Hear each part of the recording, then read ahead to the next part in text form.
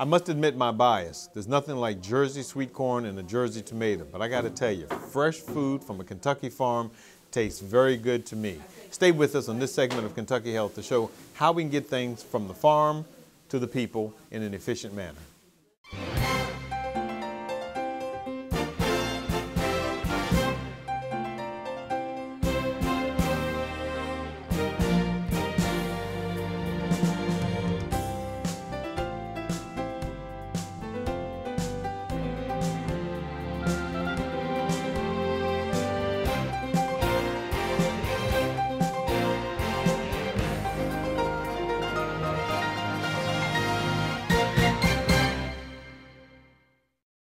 Kentucky Health addresses the healthcare concerns of all residents of Kentucky and surrounding states.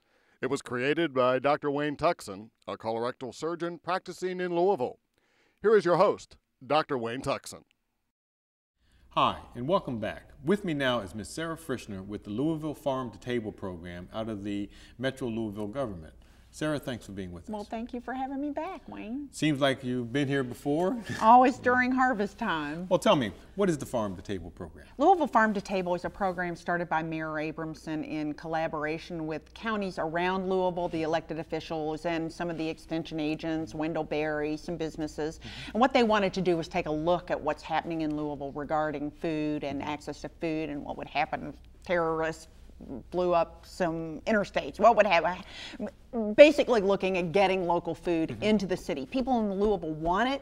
People outside Louisville grow it. What's keeping it from coming into the city? So they had a study done. The study recommended lots of strategies. One of them was to have a broker on the ground trying to figure out how to get more food into the city, and that's what I'm doing.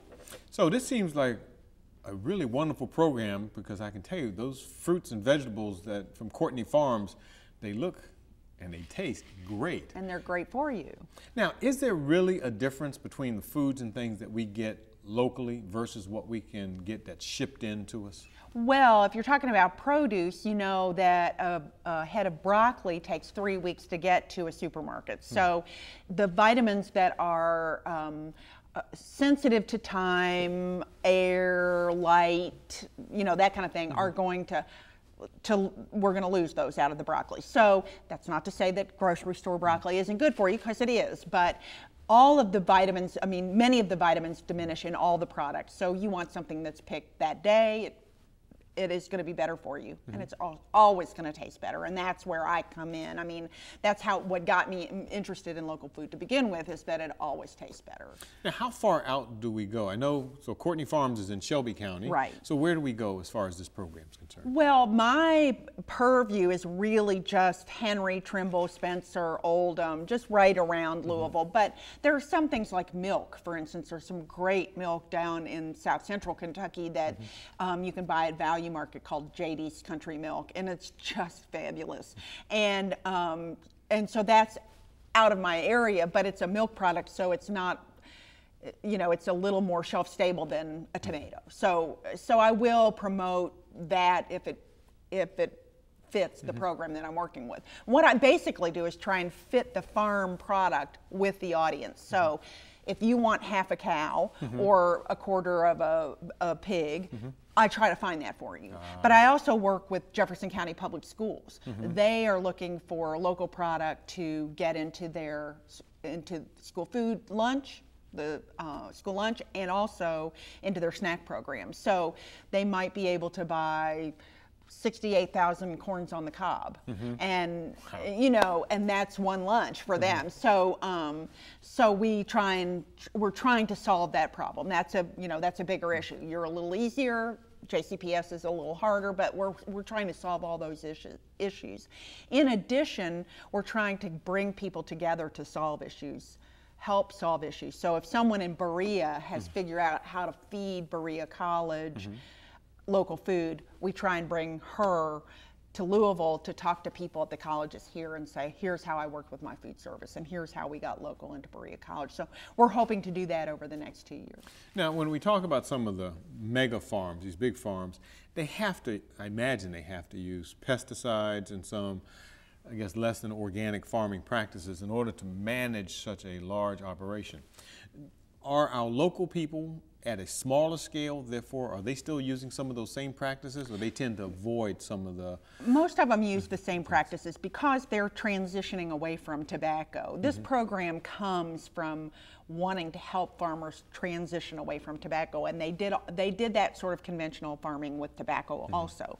So transitioning them to organic farming is a little tougher. It's a different market. It's a higher cost market, so that if you wanted an organic tomato, it would cost you a little more than a standard tomato. So we will work with those people who want organic, and we also work with farmers who want to grow organic. But you don't have to be organic or have to be sustainable in order to fit this program. Our program tries to find the market. If you came to me and said, I want organically raised tomatoes, I would try to find them for you. What about the meat then? Because I know one of my big concerns is, when you have these big meat or ranches, or feedlots, I guess, when you got everybody packed in, a lot of hormones, a lot of antibiotics, and we know that some of the problems that are happening with the meat and being passed on us. Do some of our local farmers participate in not those kind, not using organics and antibiotics? Yes, most local farmers who market their product to consumers. Kentucky has more beef than any other state east of the Mississippi. Really? So, and most farmers, most traditional farmers raise beef to 650 pounds, and then they ship it out west, and it goes exactly the way you say: prophylactic antibiotics, hormones, living in confined animal feeding operations, all the little nasties.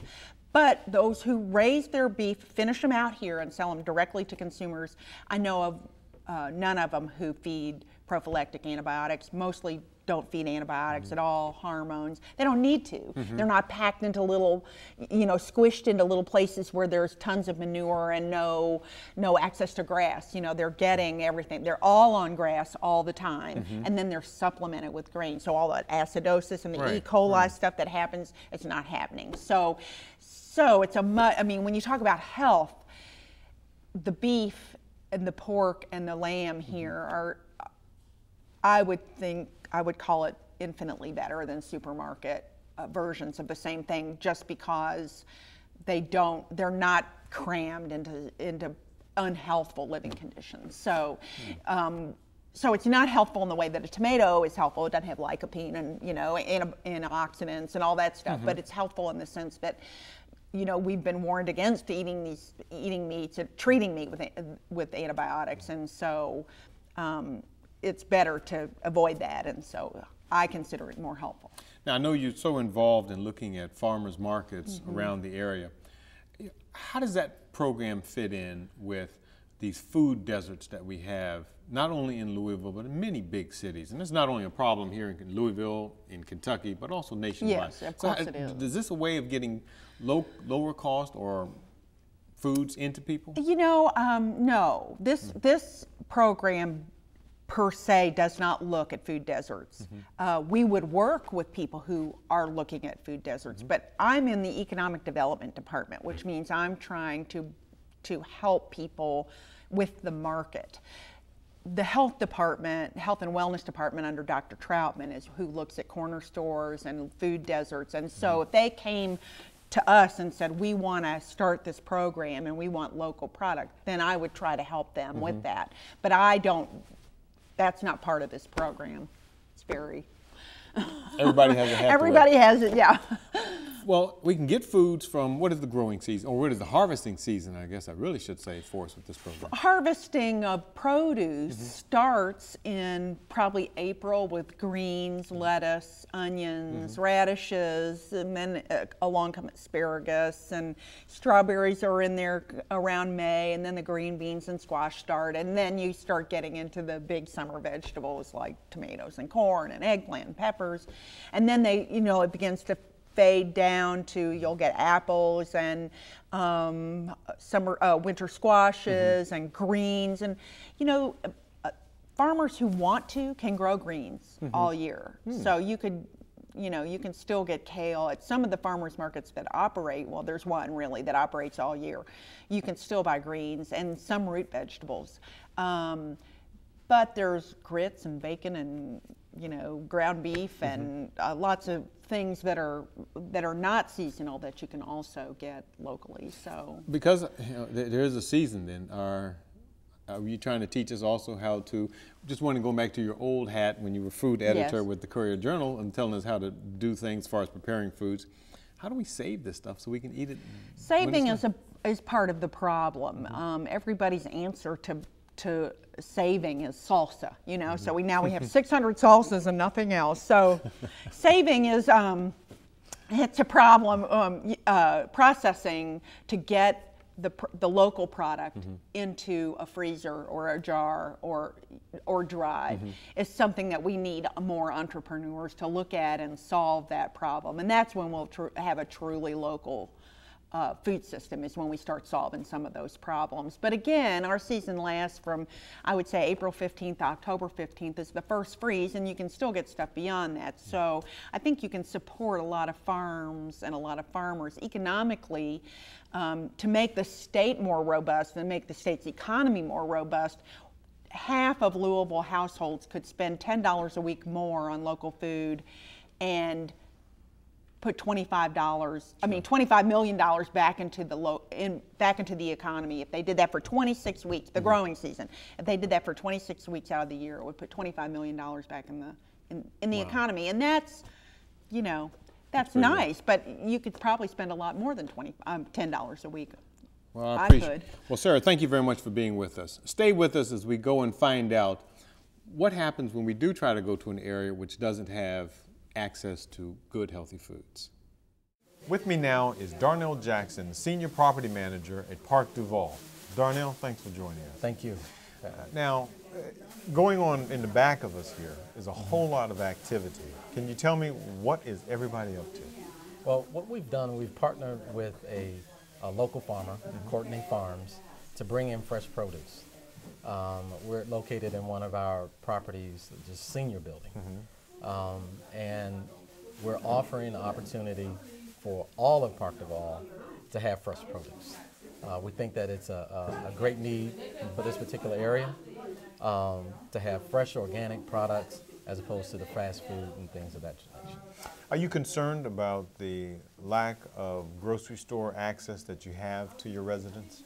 Yes, we are. We would like to see a grocery store located. I know there's some efforts that the city has with some local developers to bring some in. But right now, there's a huge need for this fresh product. So we just seize an opportunity and bring service to the community.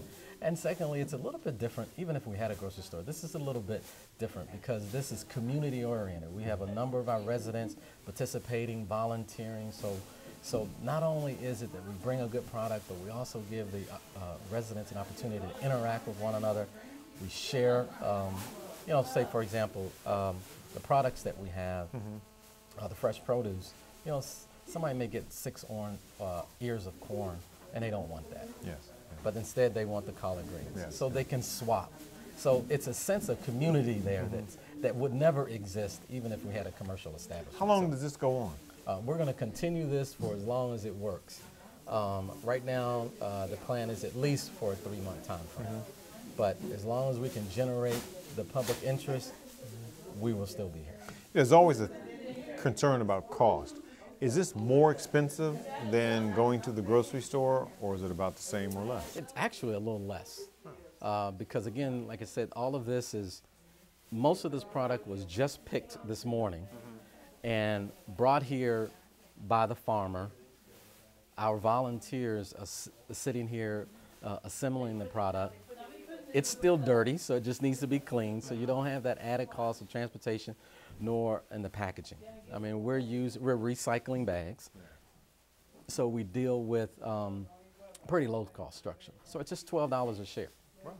The people that are here, you said they're volunteers. Are All they volunteers. Residents in the community? Yes, they here? are. Residents and employees. So you've opened this up to everybody who's here, the whole community? Everybody that's here who want to be a part of it can come on by and participate. Now, is this something you started on your own, or did you have, do you have a working partner? No, we have a working partner. Courtney Farms is one. University of Louisville through Ralph Merkel is really the brainchild of it. He came to me and mentioned this idea. I said, I'll be glad to provide you with any facilities that you want, including my men to go pick up the So we provide the truck and we provide the staff to go and pick it up and bring it over here for the residents. One last question then, though, now. Who does the cooking for you when you take your stuff home? You? I don't want to take. we're on tape. My wife does. Thank you very much for being Thank with you. us. Hi, Wayne. I'm here at the Urban Government Center, and there's a farmers market held here for the employees that work in the buildings that surround us. And it turns out if you want something like this, it's better for you if it was picked this morning. So explain the concept behind what you're doing here. Well, we've had the chance to where through the city of Louisville, they have a grant lined up to where it's really to help connect farmers such as myself with people in the city to be able to help consume local products. And then it helps give us a marketplace for what we produce, which has been really, really neat. And this atmosphere is wonderful because it's a lot of government buildings, so a lot of government employees that maybe wouldn't take the time or make the effort to go into farmers market on Saturday morning, so we're coming to them. And I think overall there's about 8,000 employees in this local vicinity that we're exposing Shelby County locally grown produce to them at their fingertips. And so it's going over really good. This is our second week and we're real excited about it. Let me ask you, are you a family farm? Did your dad farm? Give me an example. Okay, well, my husband and I both grew up on family farms. I grew up in Washington County. My parents' full-time farm. He grew up in Grant County with a farming family. We, after college, came to Shelby County. Both started in regular office type jobs. He was a school teacher, I was a loan officer, and we both wanted to get back to the farm. And so we took the plunge, and I guess 3 years ago, we started farming full time. And so we're a family farm, my husband and I and our kids, but our parents, my parents still full-time farm. Shane's family doesn't currently farm anymore, but we consider ourselves a family farm because we're home as a family all day farming. So our definition, yes. Now the trend is obviously towards locavore eating. This obviously plays right into your concerns because people want to buy food that was grown close to home and not trucked in from South America. Right. And something that's been a real eye-opener for me since we've, really trying to help meet that need of the consumer, but then it meets our need too, because here in Kentucky, without having the infrastructure set up, we can't produce as much as, say, a farmer in California or a farmer in Mexico. But what we can do is take advantage of the demand and the desires for local produce, so we can sell it in smaller quantities where people are getting to have in touch with that farmer and in touch with where it was raised. So it helps differentiate it from being trucked in from 1,200 miles. What's the question you get asked most by customers who come to these sorts of things? Okay, early in the season, it's say in May, they're wanting tomatoes, they're wanting corn, and so it's the main question is on items that we don't have yet based on our seasons. So we're using it as an opportunity to let them know that it'll be here in time and help teach them that we can only raise what our environment allows us to raise right now and utilize the season to enjoy maybe vegetables that you wouldn't regularly purchase. But let's eat some greens in the springtime and then come here in another month or so when the corn's ready, get to enjoy fresh corn. So better than that office job you had? Oh, I really, really enjoy it. I guess it's kind of one of those things, you can take the girl out of the country, but you can't take the country out of the girl. I think that's very true. So, of course, every day has its stresses, but overall, we really enjoy it. Do people ask you whether you're organic or not? Is that something that you do? Yeah, a lot of people do ask, and I think it's just because organic is a buzzword. Unfortunately, a lot of people don't really even fully understand what organic means. There's pluses and minuses to it. My husband and I are conventional farmers. I tell people with our livelihood, depending on farming, we can't afford to lose a whole crop to a particular insect or a fungus. So yes, from time to time we do have to use, chemicals to help prevent it. And I look at it kind of like childhood vaccinations. A lot of us get vaccinated so that we don't get something. Well, we want to maintain the health of your food so that we practice only recommended approved practices. And I also try to a lot of times compare it to people and say, imagine it as if your grandfather put it in his garden. He's going to do things to make sure that he could produce enough food for his family, and we do that same thing. How many acres? Well, it's kind of scary sometimes when I think about it. We have actually about 28 acres of ground but you have a lot of areas because of loading and stuff, a lot of areas of that is not actually in vegetables. So more or less about 20 acres. How do you know what to grow? Well, it's been a long winter. we did a lot of planning over wintertime and working on creating our markets, and we really tried to pair up where we wouldn't raise more than what we could sell. Now, I'm sure that won't technically be the case, but ideally that would be the case. And then we've used a lot of publications from Extension, a lot of other producers, and talked to them about, you know, what grows well, what do you like. We've talked to different markets and asked them their preferences, and many hours poured over going through seed catalogs, and it's exciting because now we're getting to see the yield of that. So in the mid to late fall, like people are going to see this in September, what do you know what'll be coming on at that point? We should have a lot of different winter squashes. We should have lettuces, a lot of Tomatoes last till it yeah. freezes. Oh yeah. We'll have tomatoes. We'll have sweet corn. I mean, a lot of things that they'll continue on into the fall. And with our plantings, we're spacing them out so that all of our corn doesn't mature at one time, and all of our green beans don't come on, you know, in 1 week. So it should be over the course of the growing season until freeze. Really, we should have a good amount of produce. So this is your third season. Well, it's actually our third year of farming. This is our first full year of selling produce. Okay. Are you a little nervous? Oh yeah, I'd be lying if I wasn't nervous. But that's part of farming. That's part of any business and taking a risk to try to better yourself. I guess if I wasn't scared, I'd be scared of that. So. Right. What kind of investment did you guys have to personally make? It's a large investment, a very large investment, both financially and I would say emotionally. You know, produce is a very risky business. It's a very perishable product, so you have to be able to sell it in a timely fashion. So you have a lot of ups and downs. One day you think it's going great, and then maybe that afternoon you might realize that you've picked something and it's not going to work, you know. And so, I mean, yes, a huge financial investment, but also I'm learning, you know, it's very taxing on your emotions to make it see if it's going to work or not. But it's all calculated, so ideally it should drive out in the end to be okay. It was a team effort between Metro government, the economic development, Susan Hamilton, and Sarah Fritschner, and the Cooperative Extension Service. So we all kind of were at the same meetings, talking about the same things, and talking about this concept of having a mini farmers market on government, you know, Metro government's property at a particular time of day to catch those folks that were going home in the afternoon. Now, do you think this would work if we set up in the plaza in between the Humana building and National City downtown? Or does it I think potentially it will work anywhere where you have a group of people that are going to a focused point, going home to their car, and they're passing by, or they see an operation like this. It's so much more unique than what you would find on a weekend at a farmer's market, where you physically have to get up and get in your car and you go, and there's some community access about that. I was telling some friends that I have a lot of varmints in my yard, and so I can't always grow all the things I'd like to grow. So I decided it was convenient, and it's fresh, and it's organic. And it was in the ground this morning. I know, that's exciting. Well, it's really convenient. My office is right here, and I'm a gardener, but I don't have room for everything, so I love to supplement my garden with some fresh produce that's local.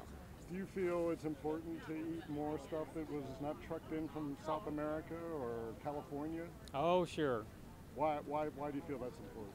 Well, we need to save on our energy use, especially fuels for transportation, so to help us become more sustainable locally. I had the opportunity to sample some of the foods that are brought across from Courtney Farms, and I got to tell you that they're very, very good. And I'm sure they're indicative of the other foods that we can get from any of the farms here in Kentucky. Yes, it is convenient to have the grocery store and to obtain foods from the grocery store, but it's something very special about getting that produce directly off the farm and dealing directly with the farmer. It tastes better, and it may even be better for our economy.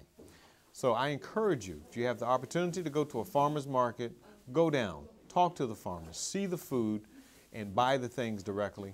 Again, nothing wrong with going to our local grocery stores, but it is that little extra special thing about when you have a chance to buy it farm fresh. Please join us again for another segment of Kentucky Health, and if you'd like to contact us, do so at our website, kentuckyhealth@insightbb.com. Again, I'm Dr. Wayne Tuckson, and I'd like to thank all of our guests, particularly Courtney Farms and Sarah Fritschner, for joining us.